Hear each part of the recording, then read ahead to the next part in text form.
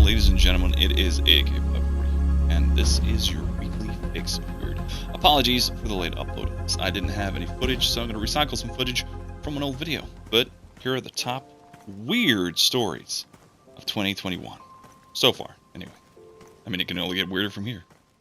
A couple of you have asked me if it's possible for me to put pictures on the screen of the topics we're talking about. Unfortunately, I don't have the software or ability to do that, but in the description below are going to be links to all of the articles that we have discussed in this video. But without further ado, let's get into this weird shit. The first story we're going to talk about is a lady from France who's been spending years proving that she's not dead. Jean Pouchain, I'm sorry if I murdered your name, has spent the last 3 years trying to prove to French authorities that she isn't dead.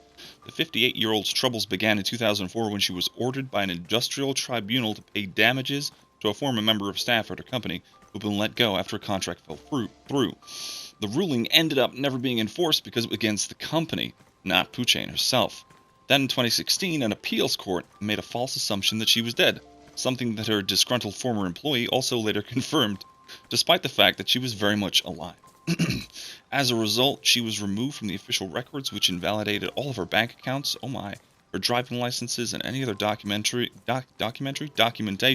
that proved her existence. She has since spent the last 3 years in a legal limbo, attempting to set the record straight, but remains officially dead despite obviously being alive, having this fact confirmed by her doctor. She said, "I've got no identity papers. I don't have health insurance. I can't prove to the banks that I'm alive. I'm nothing." She said, it's time someone said stop.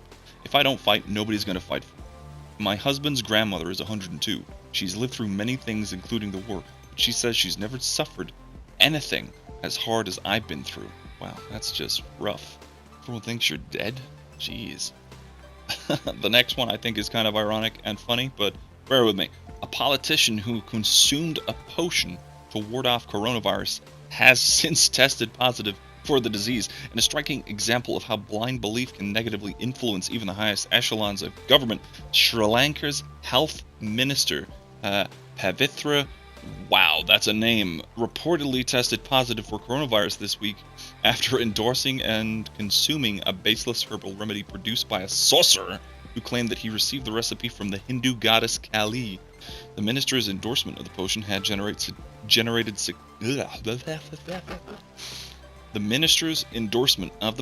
generated significant criticism, while also spurring thousands of people into queuing up in the village of Bandara to receive it themselves.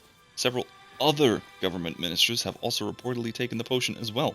It is unclear what is in the concoction. However, there is absolutely no reason to believe that this has any effect whatsoever on COVID-19, as evidenced by the fact that, my God, his last name, I'm going to put it on the screen. You can attempt to pronounce this yourself.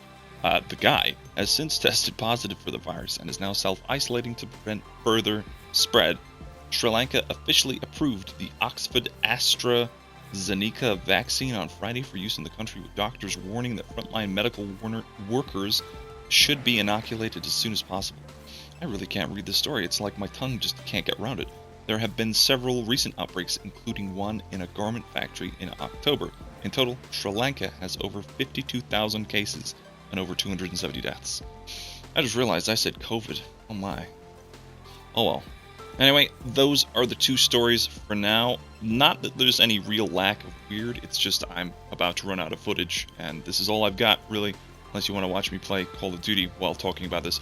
Let me know down in the comments. If you liked it, leave a like. If you didn't, a dislike. If you're new and like that content, hit that subscribe button. Why don't you check out some more of my videos that are popping up on the screen anytime now. And yeah, I'll see you in the next weekly fix of weird. By the way, I'm going to try and make this a weekly thing instead of a weekly and a bit thing. So yeah, that's me done. Bye.